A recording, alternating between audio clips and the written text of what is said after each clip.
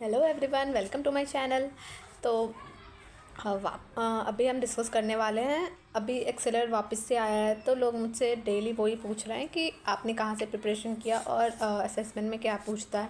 ऐसे मैं पहले एक वीडियो में बता चुकी हूँ, पर मैं वापस से बता देती हूँ। पहले जो उसके राउंड्स होते हैं वो 4 to 5 राउंड्स होते हैं।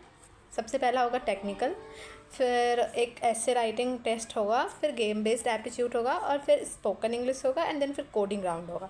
उसमें बिहेवियरल कॉम्पिटेंसी वगैरह भी होता है।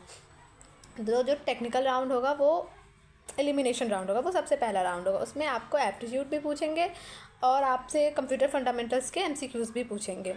उसके बाद फिर गेम बेस्ड राउंड होगा और उसमें कुछ गेम्स रिलेटेड क्वेश्चंस होंगे, आपको वो गेम्स खेलने हैं और फिर वो फॉरवर्ड लेवल पास करने हैं। उसके बाद फिर स्पोकन इंग्लिश होगा, फिर कुछ ग्रामर के क्वेश्चंस होंगे और फिर कोडिंग क्वेश्चंस होंगे। इट डिपेंड्स आप कोडिंग के लिए एलिजिबल होते हो या नहीं, वो आपको उस टाइम पे पता चल जाएगा, पर मेनली यही 4 या 5 राउंड होते हैं। ओके, तो मैंने कहाँ से प्रैक्टिस करी थी, मैं कहाँ से प्रिपेयर की थी। प्रेपिंस्टा की वीडियो है यूट्यूब पे, आप सर्च करोगे कैपजेमिनी प्रेपिंस्टा प्रिपरेशन, तो एक वो प्रॉपर फोल्डर है, उसमें सब कुछ ही दिया हुआ है। पर मैंने सब कुछ नहीं देखा था क्योंकि एप्टीट्यूड तो ऑलरेडी सबको ही आता होगा, वो प्लेसमेंट के लिए प्रिपरेशन करते हैं, तो एप्टीट्यूड मैं नहीं देखी थी। मैंने बस गेम बेस्ड राउंड देखा था और एग्जैक्टली सेम ही आया था लगभग।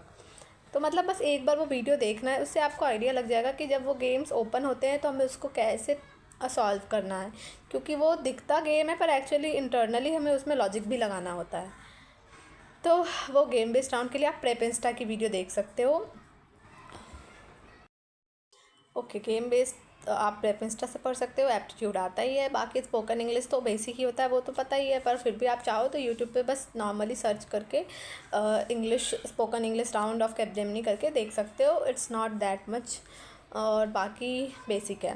उसके बाद ये जो वो उसके जो सेकंड क्वेरी है वो ये है कि आपको जानना है कि M1 में MCQ होता है या कोडिंग होता है। मैं हर बार यही बोलती हूँ कि M1 में हमेशा ही कोडिंग होता है, नो MCQ, और वो एलिमिनेशन राउंड है, तो उसमें ओनली कोडिंग क्वेश्चंस आएंगे। अगर आप जावा के हो तो आपको 2 पार्ट में एग्ज़ाम होगा, लंच से पहले 2 क्वेश्चन करने होंगे, लंच के बाद 2 क्वेश्चन करने होंगे। अगर आप ओरेकल के हो, सीक्वल के हो, तो आपको 10 क्वेश्चंस आएंगे, डिपेंडिंग अपॉन कोर्स में आपने क्या पढ़ा है, आपको क्वेरी लिखनी होगी। ऐसे ऐसे हर डोमेन का अलग अलग पेपर होता है, पर वो ओनली कोडिंग ही होगी, उसमें कोई MCQ नहीं है। और वो एलिमिनेशन राउंड है, उसको पास करने के लिए मिनिमम क्राइटेरिया इज 60%।